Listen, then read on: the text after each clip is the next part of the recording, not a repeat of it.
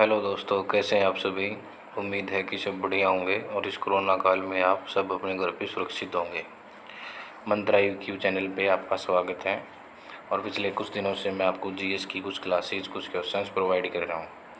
ये जो क्वेश्चंस हैं डिफेंस के लेवल के हिसाब से बहुत ही इंपॉर्टेंट हैं। जैसे कि आर्मी की बात की जाए, एसएससी जीडी की बात की जाए, एयरफोर्स में जो नॉन टेक्निकल पार्ट होता है उसकी बात की जाए, यहाँ इन एग्ज़ाम्स के लिए ये जो क्वेश्चन है काफ़ी इंपॉर्टेंट है। तो आज हम नए क्वेश्चनों के साथ शुरुआत करेंगे और इन क्वेश्चनों को बेहतर ढंग से समझेंगे। और मैं भी आपसे उम्मीद लगाता हूँ कि आप भी इन क्वेश्चनों को पूरे मन के साथ पढ़ेंगे और याद करेंगे। तो जो पहला क्वेश्चन है वो ये है कि विटामिन बी की कमी से कौन सा रोग होता है। बेरी कौन सा रोग होता है? बेरी। मैं आपको साधारण तौर पे कुछ बता दूँ कि जो विटामिन होते हैं वो कौन कौन से होते हैं अपने। तो विटामिन ए होता है, एक बी, एक सी, एक डी, एक ई और एक के। ये विटामिन्स होते हैं आपके। उसके बाद विटामिन जो बी होता है इसके पार्ट होते हैं, इसके टोटल आउट होते हैं 12 पार्ट। तो मेनली होते हैं, ये आपको ध्यान रखने हैं, A B C D E और के। ये पार्ट्स आपको जरूर ध्यान रखने हैं। ये सब विटामिन्स आपको ध्यान रखने हैं, ठीक है। इसमें से कुछ विटामिन ऐसे होते हैं जो जल में घुलनशील होते हैं, यानी जो वाटर में घुलनशील जो विटामिन जो होते हैं वो कौन कौन से होते हैं। तो जल में घुलनशील जो विटामिन होते हैं वो होते हैं बी और सी। इसके अलावा अगर बात की जाए फैट में, यानी वसा में जो घुलनशील विटामिन होते हैं वो कौन कौन से होते हैं। तो वसा में जो घुलनशील विटामिन होते हैं वो होते हैं ए डी ई के। ये आपको ध्यान रखना है, ठीक है। तो विटामिन की जो मोटा मोटी जानकारी थी वो मैंने आपको समझा दी है। उसके बाद हम आगे बढ़ते हैं। अगला क्वेश्चन, विटामिन सी की कमी से होने वाला रोग जो कौन सा है? सकरवी। विटामिन सी से सकरवी, विटामिन सी से सकरवी। और विटामिन सी का अगर आपसे केमिकल नेम पूछा जाए तो याद रखना, उसे बोलते हैं एस्कॉर्बिक एसिड। क्या बोलते हैं उसको? Ascorbic acid. एसिड यानी अम्ल होता है। दूध में कौन सा विटामिन, नेक्स्ट क्वेश्चन है कि दूध में कौन सा विटामिन नहीं होता। तो ये याद रखना, विटामिन सी नहीं होता। कारण ये होता है, विटामिन सी होता है खट्टे पदार्थों में। अगर दूध में खट्टा पदार्थ मिला दिया गया तो फिर दूध खराब हो जाएगा। तो ना तो दूध में आप खट्टा पदार्थ मिला सकते, ना दूध में कोई खट्टा पदार्थ पहले से होता। तो इसलिए दूध के अंदर कौन सा विटामिन नहीं होता? तो विटामिन सी नहीं होता। नेक्स्ट क्वेश्चन है, विटामिन डी की कमी से कौन सा रोग होता है। तो जब भी आपसे पूछे कि विटामिन डी की कमी से कौन सा रोग होता है, रिकेट्स। और विटामिन डी का जो केमिकल नेम है वो है टैकोफेरोल। क्या नाम है? टैकोफेरोल। जो मैं बात बोल रहा हूँ उसे ध्यान से सुनना, टैकोफेरोल। आगे बढ़ते हैं। नेक्स्ट क्वेश्चन है कि भाई किस विटामिन की कमी से खून का थक्का नहीं जमता। खून का थक्का का मतलब यहाँ पे है, जैसे मान लिया कि आपको चोट लग गई, चोट लगने के कुछ समय बाद यदि आपका खून निकलता रहता है तो इसका मतलब है आपके अंदर विटामिन के की कमी है। और अगर चोट लगने के कुछ समय बाद खून अपने आप रुक जाए तो इसका मतलब विटामिन के फुल मात्रा में है। तो यहाँ भी यही बात पूछी गई है कि किस विटामिन की कमी के कारण खून का थक्का नहीं जमता। तो विटामिन के। उसके बाद है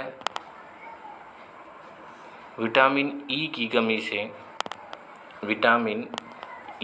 से कौन सा रोग होता है। तो ये आपको याद रखना है, बांझपन। विटामिन ई की कमी से कौन सा रोग होता है? बांझपन। ये होता है स्त्रियों का रोग होता है बांझपन, और ये आपको याद रखना है। उसके बाद है विटामिन सी का अगर आपसे रासायनिक नाम पूछे तो विटामिन सी का रासायनिक नाम आपको पहले ऊपर बता के आया हूँ, एस्कॉर्बिक एसिड होता है विटामिन सी का नाम। उसके बाद है वसा में घुलनशील विटामिन कौन कौन से हैं। तो वसा में घुलनशील विटामिन है आपका ए हो गया, ई हो गया, इसके अलावा एक डी होता है, इसके अलावा एक के भी होता है, इसके अलावा और कौन सा होता है? के होता है, के। तो ये वसा में है। और मैं आपको समझा के आया था कि वाटर यानी जल में घुलनशील जो विटामिन होते हैं H2O यानी वाटर में जो घुलनशील विटामिन होते हैं वो होते हैं आपके, एक तो होता है बी और एक होता है सी। तो याद रखना दो ही विटामिन होते हैं। कैसे ट्रिक याद रखोगे? H2O में 2 आता है, तो याद रखना दो ही विटामिन ऐसे हैं जो पानी में घुलनशील है। नेक्स्ट जो क्वेश्चन है वो ये है कि साधारण नमक का जो रासायनिक नाम क्या है, वो क्या है, NaCl। NaCl को अगर मैं तोड़ दूं तो ये बनेगा आपका Na और Cl। बात की जाए Na का यानी एटॉमिक नंबर, सोडियम Na का मतलब सोडियम, इसका एटॉमिक नंबर पूछे तो 11 और क्लोरीन का एटॉमिक नंबर पूछे तो 17। Cl से बनेगा आपका क्लोरीन। तो NaCl तोड़ने पर Na और Cl दो हिस्सों में टूटेगा। Na यानी सोडियम 11 और क्लोरीन यानी 17 यानी 17। नेक्स्ट जो क्वेश्चन है वो है हंसाने वाली गैस का जो रासायनिक जो नाम है वो क्या है, नाइट्रस ऑक्साइड। ये बड़ा इंपॉर्टेंट क्वेश्चन, इसका फॉर्मूला पूछते हैं तो आपको याद रखना है कि जो हंसाने वाली जो गैस है उसका जो रासायनिक नाम वो क्या है, वो याद रखना है, नाइट्रस ऑक्साइड। धावन सोडे का रासायनिक नाम क्या है, तो सोडियम कार्बोनेट आपको याद रखना है, धावन सोडा, सोडियम कार्बोनेट, NaCO3। ये आपको याद रखना है, इसका फॉर्मूला होता है कौन सा, NaCO3। उसके बाद है आपसे अगला क्वेश्चन पूछा जा रहा है कि पीतल जो है किन दो धातुओं का मिश्रण होता है, तो आपको याद रखना है तांबा और जस्ता, तांबा और जस्ता। इसकी ट्रिक होती है, इसकी ट्रिक ये होती है, आप इसके एक पॉइंट याद रखें, पिताजी। ये वर्ड याद रखना आपको, कौन सा, पिताजी। तो पिताजी से क्या बना, पीतल, तांबा, जिंक, पीतल, तांबा, जिंक। तो तांबा और जिंक का जो मिश्रण होता है वो क्या कहलाता है, आपका पीतल। नेक्स्ट क्वेश्चन है कैल्सीफेरोल किस विटामिन का रासायनिक नाम है, तो कैल्सीफेरोल किस विटामिन का रासायनिक नाम है, अगर आपसे पूछे तो ये याद रखना आपको, विटामिन डी का नाम जो है कैल्सीफेरोल है। और ई जो होता है विटामिन ई, वो होता है आपका टैकोफेरोल। तो कैल्सीफेरोल डी, टैकोफेरोल ई। नेत्रदान में नेत्र में किस भाग का दान किया जाता है, जब भी आप नेत्रदान करेंगे तो इसका ये नहीं होता है कि पूरी आँख आपकी निकाल ली जाती है, नहीं, उसका केवल कॉर्निया जो है डॉक्टर रखते हैं और बाकी का उसे कोई मतलब नहीं होता। तो जो कॉर्निया जो पार्ट होता है वो ही डॉक्टर रखेंगे। उसके बाद है कि किस विटामिन में कोबाल्ट पाया जाता है, अगर आपसे कोबाल्ट पूछे तो विटामिन B12। मैंने आपको बताया था कि जो विटामिन बी है उसके टोटल 12 हिस्से होते हैं, तो यहाँ B12 का हिस्सा, ये बड़ा इंपॉर्टेंट क्वेश्चन है और मैक्सिमम B12 के ऊपर ही क्वेश्चन पूछता है। तो किस विटामिन में कोबाल्ट होता है का जिक्र है, नहीं होते का जिक्र नहीं है, होता है तो B12 में। अगर आपसे पूछे कि कोशिका का पावर हाउस किसे कहते हैं, पावर हाउस यानी ऊर्जा घर किसे कहते हैं, तो माइटोकॉन्ड्रिया को कहते हैं। किसे कहते हैं, माइटोकॉन्ड्रिया को। ये आपको याद रखना है, माइटोकॉन्ड्रिया को। नेक्स्ट है लाल रक्त कणिकाओं का निर्माण हमारे शरीर में किस भाग में होता है, तो ये होता है आपका RBC का जिक्र कर रहा है, लाल रक्त कणिका यानी RBC। तो इसका जो होता है वो अस्थि मज्जा में होता है। अभी अस्थि मज्जा कहाँ होता है, बोन मैरो। जैसे मान लिया आपकी ये कोई हड्डी है, इस हड्डी के अंदर एक लाइन, एक इसके हड्डी के बीचों बीच होते हैं, बीचों बीच एक रेखा होती है जिसके अंदर ये बोन मैरो जो है बनता है। तो आपको याद रखना है कहाँ बनता है बोन मैरो, हड्डियों के बीच में होता है। और RBC कणिकाओं का निर्माण हमारे शरीर में कहाँ होता है, ये पूछे तो आपको बोन मैरो जवाब देना है। नेक्स्ट जो क्वेश्चन है वो ये है कि राष्ट्रीय विज्ञान दिवस कब मनाया जाता है, तो आपको याद रखना है 28 फरवरी को राष्ट्रीय विज्ञान दिवस मनाया जाता है। राष्ट्रीय विज्ञान दिवस 28 फरवरी। कभी कभी किताबों में, बुक में जनवरी लिखा मिलता है जो कि गलत है, तो आपको ऐसा नहीं करना, 28 फरवरी आपको याद रखना है। नेक्स्ट क्वेश्चन पे हम आते हैं। अगला जो क्वेश्चन है वो है ब्लड प्रेशर मापने के लिए किस यंत्र का प्रयोग किया जाता है, तो स्पाइगनोमैनोमीटर ब्लड प्रेशर यानी BP जो होता है वो 2 टाइप होता है, 120 और 80 ऐसे लिखा जाता है। तो इसको तो जो बोलते हैं सिस्टोल और इसको जो बोलते हैं डायस्टोल। ये क्वेश्चन थोड़ा डीप लेवल में चला जाता है। 120 और 180 यानी इसको बोलते हैं सिस्टोल, 100 बोलते हैं, नीचे वाले को बोलते हैं डायस्टोल।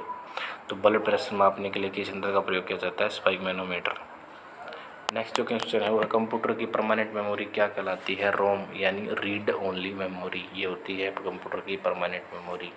और अगर आपसे पूछे कि कंप्यूटर की सबसे तेज़ मेमोरी कौन सी होती है, तो आपको याद रखना है कंप्यूटर की सबसे तेज़ मेमोरी पूछे तो आपको याद रखना है रजिस्टर।